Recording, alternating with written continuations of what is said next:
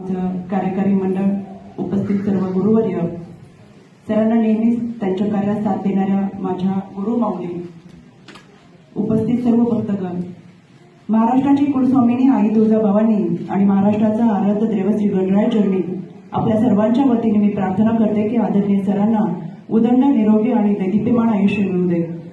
खरं तर आजचा सोहळा असा होतोय की आम्ही सरांबद्दल काय बोलावं, पण तरी सुद्धा वर्गात शिकत असताना शिक्षक वर्षभर विद्यार्थ्याची परीक्षा घेत असतो, अभ्यास घेत असतो. एक शिक्षक दिन, वर्षातला एक दिवस शिक्षक दिनाचा येतो की त्यानिमित्तानं त्याला बोलण्याची संधी मिळते.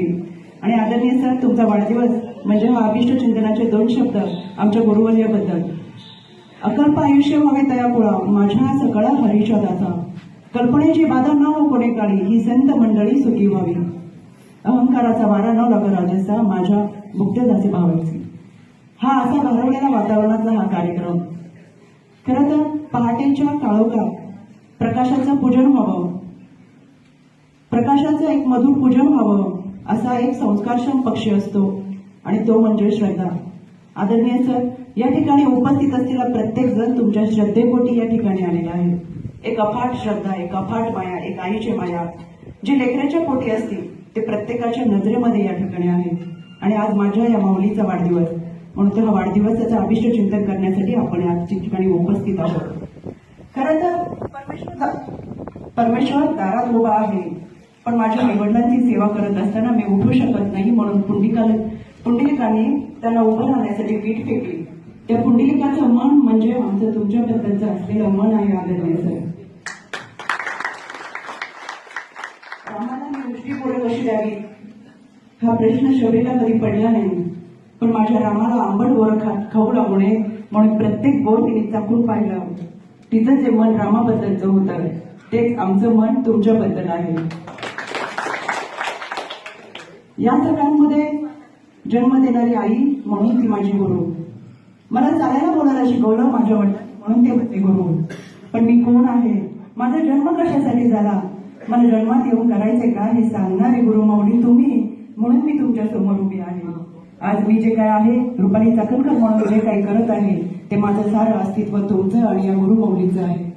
खऱ्या अर्थानं आयुष्य जगत असताना जो स्वतःसाठी जगतो त्याचा आपण आदर करतो, जो प्रामाणिक जगतो त्याचा आदर सत्कार करत असतो, जो दुसऱ्यासाठी करतो त्याचा आपण आदर तिथं करत असतो, पण जो समाजासाठी करत असतो, जो रंजण्यांसाठी करत असतो, त्या गुरु माऊलीचा आजचा वाढदिवस आपण या ठिकाणी साजरा करतोय.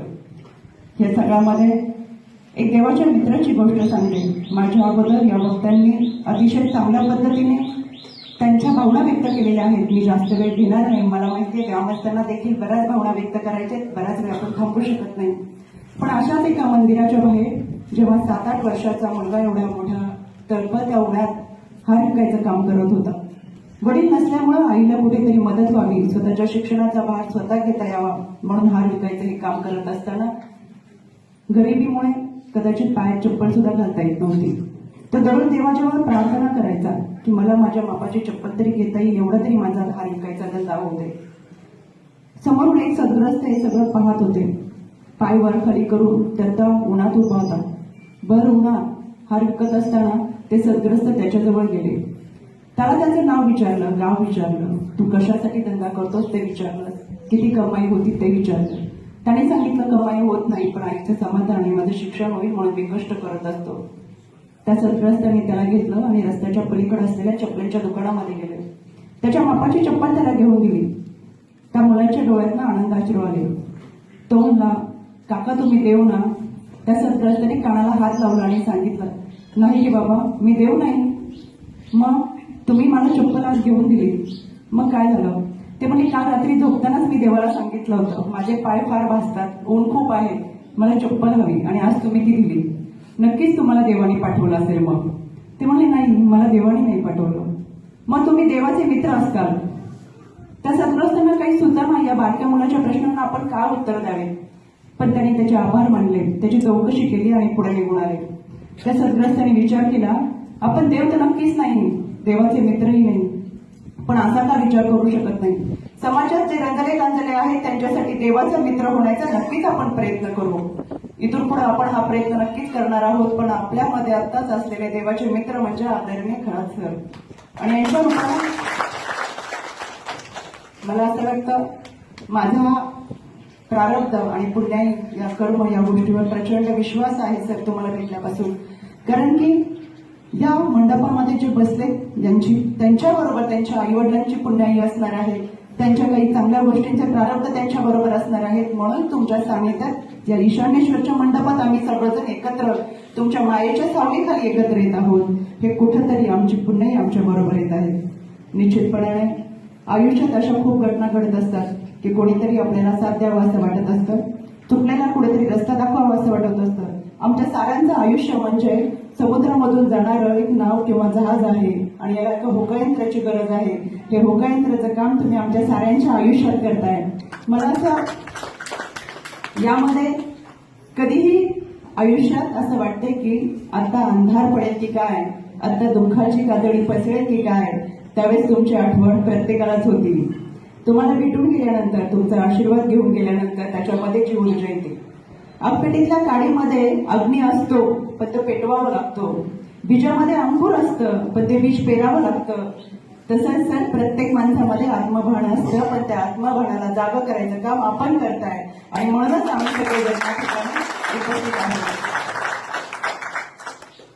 या निमित्तानं तुमच्यासाठी एकच वाक्य म्हणावं असं वाटतं.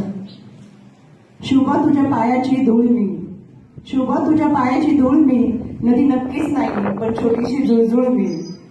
प्रत्येकाच्या मनामध्ये ही भावना असताना विदा कर्तेकर म्हणतात त्याप्रमाणे हिरव्या पिवळ्या माळावरून हिरवी पिवळी झालर घ्यावी, सह्याद्रीच्या कड्याकडून छातीसाठी ढाल घ्यावी, वेड्यापीच्या ढगाकडून वेडेपीचे आकार घ्यावे आणि हृदयाच्या प्रश्नांसाठी पृथ्वीकडून होकार घ्यावे.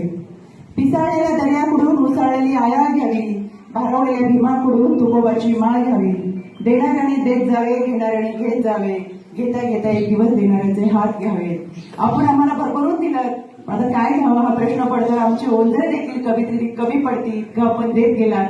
आणि म्हणूनच आमच्या सर्वांच्या वतीने अभिष्ट चिंतन सोहळ्याच्या निमित्तानं आपल्याला शुभेच्छा देत असताना आपल्या हातात एक कप चहाचा असला तरी त्या आईन्स्टाईनच्या सिद्धांतानुसार सर त्या एक कप चहासाठी 1180 माणसं काम करतात.